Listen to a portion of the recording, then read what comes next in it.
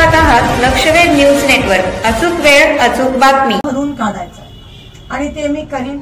पहिला आवाज लोकसभेमध्ये माझ्या शेतकरी बांधवांचा जाईल आणि आरक्षणाचा जाईल, हे मी तुम्हाला शब्द देतो। शेतकऱ्यांची सेवा करणं ह्याला पण भाग्य लागतं, सगळ्यांना ते नशीब मिळत नाही। आज नाना नाही आहेत, पण नानांनी जी केलेली कामं शब्द देते की भगीरथ दादा आणि मी आम्ही ती कामाचा पाठपुरावा करून 100% ती मार्गी लावू, हा शब्द तुम्हाला या ठिकाणी देते। आणि तुम्ही आज MSCBचे खूप तक्रारी आहेत, कोणाचा डीपी जळाला त्यांना अजून मिळालं नाहीये, डीपी उघडा आहेत, फ्यूज आणि मेंटेनन्सची कामं झाली नाहीयेत, काही डीपीडीसी मध्ये जी कामं पाठवले त्याला मंजुरी मिळाली नाहीये, लोक आता वैतागले तिकडे। आणि MSCBची सर्वात जास्त तक्रारी आहे, तर कसं करायचं? आणि ज्या मॅडम आहेत त्या जरा नवीन आहेत, त्यांना माहित नाही, ते पठाण म्हणून वायरमॅन आहे, त्यांना पण म्हणजे मला असं वाटतं जोपर्यंत तुम्ही याच्यात लक्ष घालत नाही तोपर्यंत ते होत नाही।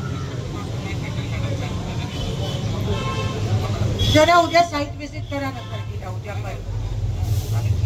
आणि जेवढे आहेत आता माझ्याकडे जवळजवळ 12 अर्ज आले, तर मी पण तुम्हाला पाठवते आणि तुम्ही उद्या साईट व्हिजिट करून लवकरात लवकर।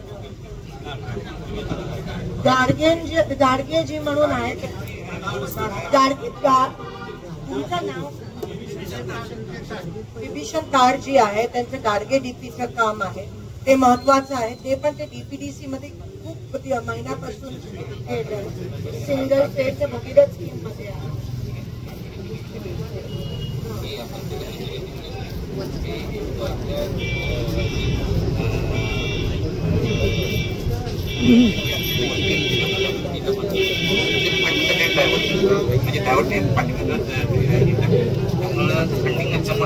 काय झाले पण कुठे गेले?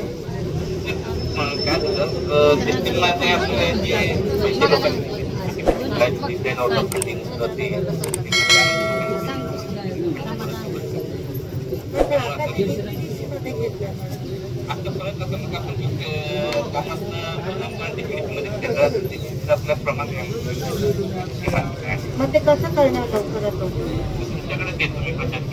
मी घेऊन जाते, पण तरी ते बघा की मागच्या वेळेस फंड कुठे गेले, त्याच्यात काय भ्रष्टाचार झालाय?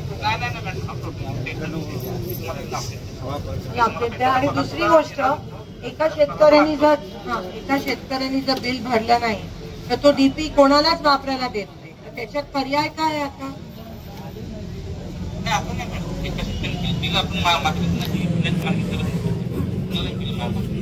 नाही, पण डीपीचा कट केला आहे तिथे, सगळ्यांना कोणालाच मिळालं नाहीये।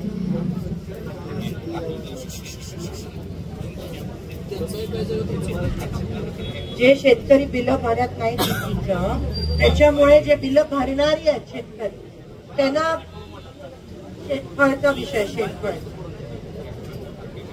हा तपकिरी शेतफळ, वायर दुरुस्ती करण्याचं तिथे काम होय।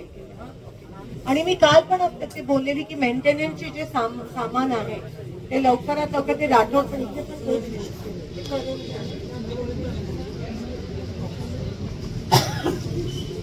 तुम्ही पाहत राहा लक्षवेध न्यूज चॅनल। आमच्या लक्षवेध न्यूज नेटवर्क चॅनलला लाईक करा, सबस्क्राईब करा आणि शेअर करा।